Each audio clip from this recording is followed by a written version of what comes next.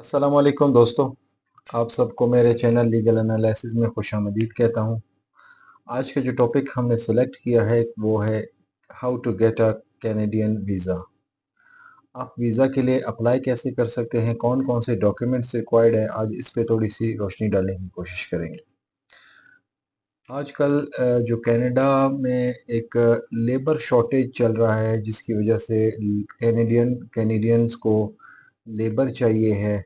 Labour किसी भी किस्म के हो सकते हैं, कारपेंटर, प्लम्बर, इस तरह के जो लेबर है वो उन्हें दरकार है। और मोस्टली वो एशियंस को इनवाइट कर रहे हैं कि वो आके वहाँ पे लेबर वर्क का काम करें। अब सवाल ये उठता है कि अगर कोई अप्लाई करना चाहे वीज़ा के लिए तो सबसे पहले कौन कौन से वो डॉक्यूमेंट्स रिक्वायर्ड है और एप्लीकेशन कहाँ से आपको मिलेगी, फॉर्म वगैरह, और आप सबमिट कहाँ पे कराएंगे और किस तरह से वो आप अप्लाई कर सकते हैं। सबसे पहले अगर आप किसी भी वीज़ा पे, फ़र्ज़ करें आप टूरिस्ट वीज़ा पे जा रहे हैं, तो आपका पासपोर्ट पे आपकी जो टूरिस्ट हिस्ट्री हो वो कोशिश करें वो स्ट्रॉन्ग हो। उसका मकसद ये है कि अगर आपके पासपोर्ट पे ऑलरेडी 2-3 मुल्कों के जो वीज़ा है वो लगे हों तब आपको कैनेडियन वीज़ा बहुत ही ईज़िली मिल जाता है। अगर नहीं लगे तो कोशिश करें कि 1-2-3 मुल्कों का विज़िट करें। इससे ये साबित होता है कि ये शख्स विज़िटर है, ये इतने मुल्क विज़िट कर चुका है और अभी कनाडा विज़िट करना चाहता है। अगर आप किसी और वीज़ा के लिए अप्लाई कर रहे हैं तो सबसे पहले जो डॉक्यूमेंट्स रिक्वायर्ड होंगे वो होंगे, सबसे पहले आपकी बैंक हिस्ट्री मज़बूत होनी चाहिए। बैंक हिस्ट्री से मुराद कि आपका जो बैंक बैलेंस है वो कोशिश करें उसको हाई दिखाए। अब उसके लिए तरीके हैं। अब एक शख्स है जिसके पास, वो गरीब है, उसके पास पैसे ही इतने नहीं है, तो वो अपनी बैंक स्टेटमेंट हाई कैसे दिखाए? इसके लिए एक आसान सा तरीका ये है कि जिसको हम आम अल्फाज में जुगाड़ कहते हैं।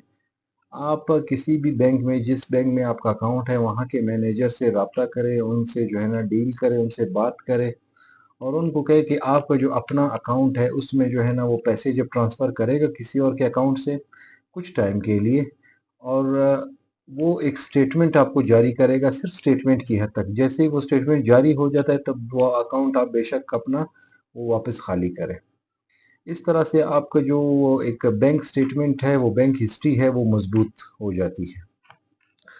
दूसरी जो रिक्वायर्ड डॉक्यूमेंट है, एफआरसी है, एमआरसी है, ये लगाने ज़रूरी हैं। बच्चों के बर्थ सर्टिफिकेट्स, अगर बच्चे भी साथ है, बच्चों के बर्थ सर्टिफिकेट्स।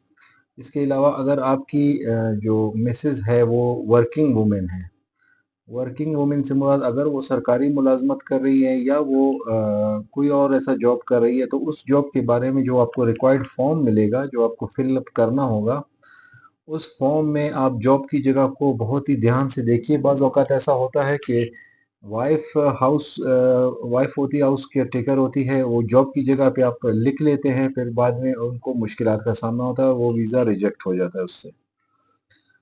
ये तमाम चीज़ें देखने के बाद आपने ये देखना होगा कि आप फाइलर है या नॉन फाइलर है। आप अपने आप को फाइलर बनाएँ, आप अपने टैक्स दिखाएँ, कितने टैक्सेस आपने पे किए हैं, नहीं किए हैं, ये तमाम रिक्वायर्ड डॉक्यूमेंट्स है इसके साथ।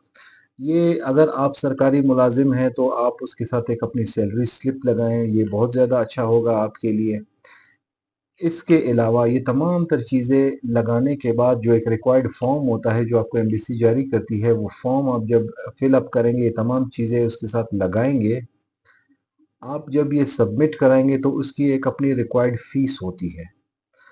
उस फ़ीस को आप जमा कराएँगे एम्बेसी में और ये तमाम डॉक्यूमेंट्स जमा कराएँगे। फिर आपको एक डेट दिया जाता है जिसके लिए आपको कॉल किया जाता है और आप जिस भी मुल्क के लिए आपने अप्लाई किया होता है वहाँ पे आपको कॉल किया जाता है और आपसे बाकायदा इंटरव्यूज़ लिए जाते हैं।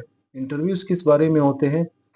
इंटरव्यूज़ आपसे ये पूछा जाता है, जो फॉर्म आपने फिल किया है उसके हक़ाइक़ आपसे ज़ुबानी तौर पे पूछे जाते हैं। ये तमाम चीज़ें पूछने के बाद अगर वो सैटिस्फाई होते हैं, सैटिस्फैक्शन के बाद वो आपको वीज़ा जारी करते हैं। अब ये डिपेंड करता है कि आपने किस चीज़ के लिए वीज़ा अप्लाई किया है। स्टूडेंट वीज़ा है, विज़िट वीज़ा है, वर्किंग वीज़ा है, या परमानेंट रेजिडेंस के लिए। परमानेंट रेजिडेंस के लिए आजकल कनाडा में थोड़ी बहुत सख्तियां चल रही है। वर्किंग वीज़ा के लिए भी थोड़ी बहुत सख्तियां चल रही थी, लेकिन अब थोड़ा बहुत उनका जो वो सख्ती है वो कम हो गई है। अभी लोग दोबारा से अप्लाई कर रहे हैं और कनाडा जो है ना वो लेबर को ज़्यादा बुला रहा है, प्रमोट कर रहा है। तो ये थोड़ी बहुत रिक्वायरमेंट्स थी जो आप किसी भी मुल्क के लिए जब आप अप्लाई करते हैं तो ये उसकी रिक्वायरमेंट्स है। बाज़ औक़ात ऐसा होता है थोड़ी बहुत एक दूसरे से मुख्तलिफ चेंजिंग हो जाती है। जैसे अमेरिका के लिए है वो थोड़ा उनके रूल्स चेंज होते हैं, उनके थोड़े रूल्स स्ट्रिक्ट है बनिस्बत कनाडा के। इसी तरह से लंदन के लिए जब आप अप्लाई करेंगे तो उसके रूल्स शायद अमेरिका से ज़्यादा स्ट्रिक्ट हो। तो दोस्तों आज के लिए इतना ही। नेक्स्ट लेक्चर में आपसे मिलते हैं एक मोर इन्फॉर्मेटिव वीडियो के साथ कि आप स्टूडेंट वीज़ा के लिए कैसे अप्लाई कर सकते हैं यूएसए के लिए या लंदन के लिए। तो नेक्स्ट टॉपिक में हम इस चीज़ को डिस्कस करेंगे। आज के लिए इतना ही। Thank you very much.